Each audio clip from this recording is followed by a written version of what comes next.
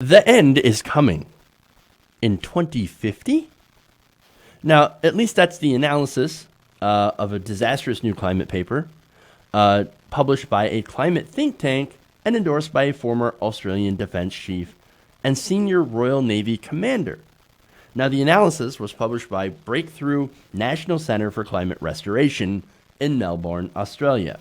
And they describe climate change as a, quote, near to mid term existential threat to human civilization, and sets out a plausible scenario of where the business as usual could lead over the next 30 years. And of course, over the next 30 years, it could end up being a disaster. Now remember, given the time frame, and the context, you got to remember some of the most ambitious climate action plans do have us being renewable energy by the year 2050, which is, of course, the year that it's going to start to get really, really bad. Now, Inslee's plan, Jay Inslee, is actually the most ambitious. According to Greenpeace, and according to his own plan, he wants to be 100% fossil fuel free by 2030. That is ambitious. Now, these are, of course, plans put forward by Democratic candidates for 2020. Donald Trump and the Republican Party's plan is drill, baby, drill. Privatize the gain, socialize the losses. So basically, the oil CEOs are going to make a lot of money while the planet burns. And then what? They'll be dead. And then we'll be soon after. We won't be that far behind. Now, there is, of course, an air of caution among some of these projections because, of course, they're not 100% accurate, as most climate models and projections are. Nonetheless, it kind of gives you a picture of what you might expect. Now, the paper argues that potentially extremely serious outcomes of climate change, of climate-related security threats, are often more probable than conventionally assumed. So basically, they're saying it could actually be worse, but we're not 100% sure, and we can't be.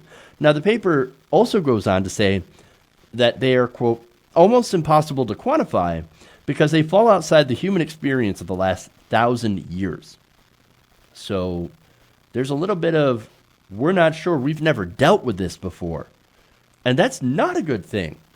We can't even accurately model this because it's so far out of the range of what we've ever experienced on Earth as a race. So now here's the funny thing about that, right? About the climate models. Now you got climate deniers out there that always complain, oh, the models are too dire, they're fake. You guys are alarmists. It's not really going to happen that way. You guys are just being so alarmist and you're trying to scare the crap out of people. Well, here's this study saying, actually, no, we think those models were way too conservative.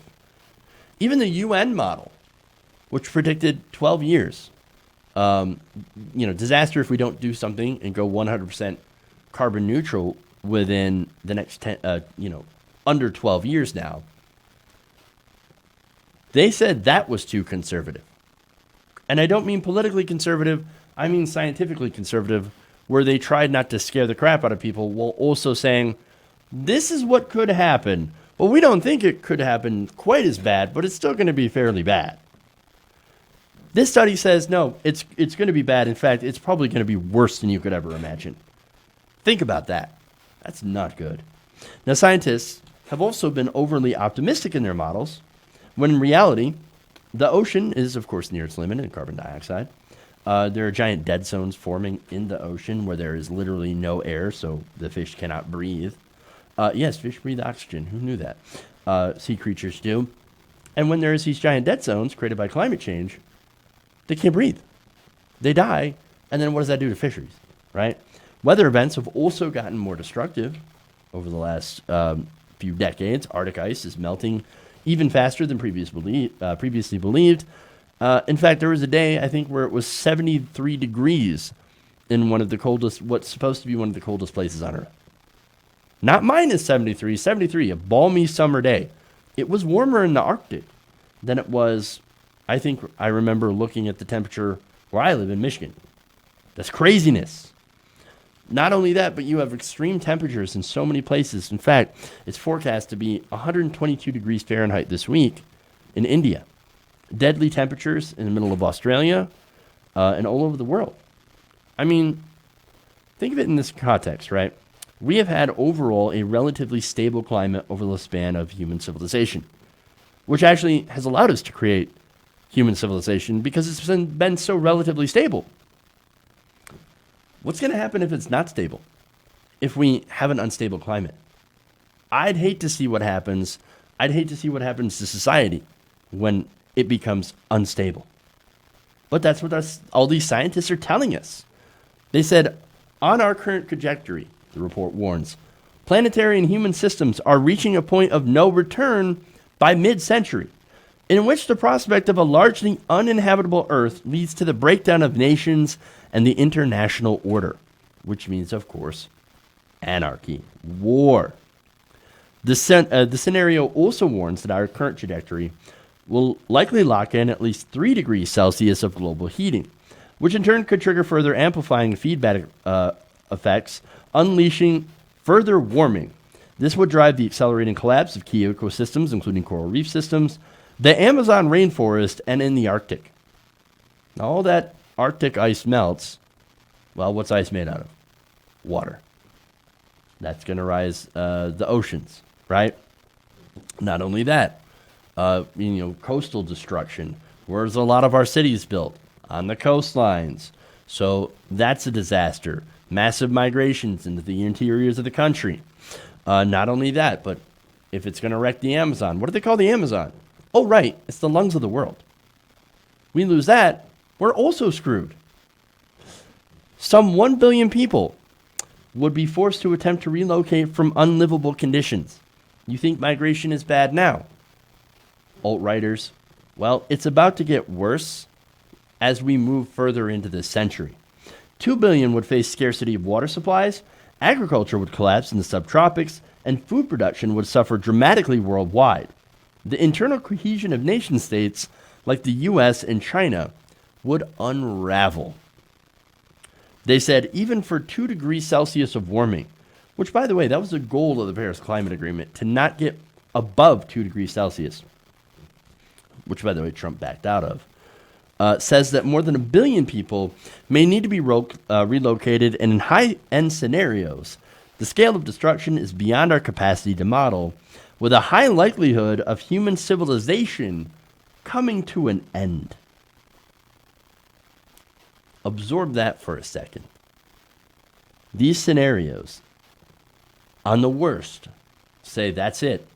Human civilization, you had a good run, but you done messed it up. That's it. Now, there is a reason. There is a way to avoid this, of course.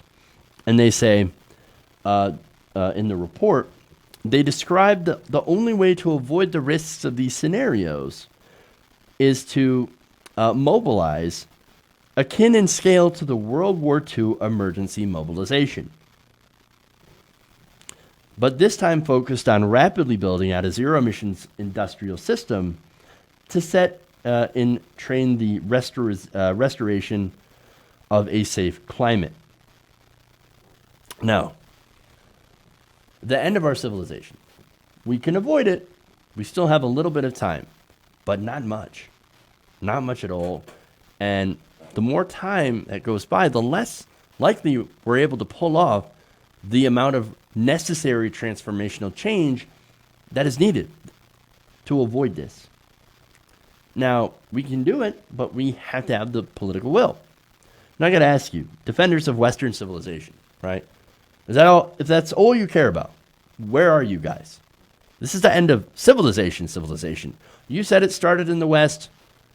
Well, then I guess maybe, according to you and your racist mind, maybe the West should be able to fix it. Because right now, the West is the problem. Again, the creators of civilization, right? What about the pro-lifers? It's very pro-life to let pretty much millions, billions of people die. Where are you? Where are you?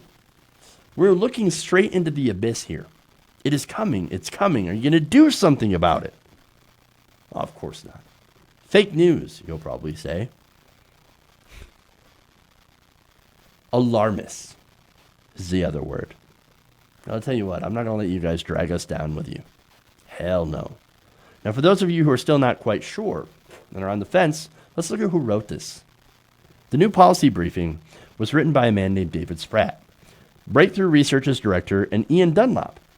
Ian Dunlop is an interesting case because he was a former senior executive at Royal Dutch Shell, who also previously chaired the Australian Coal Association.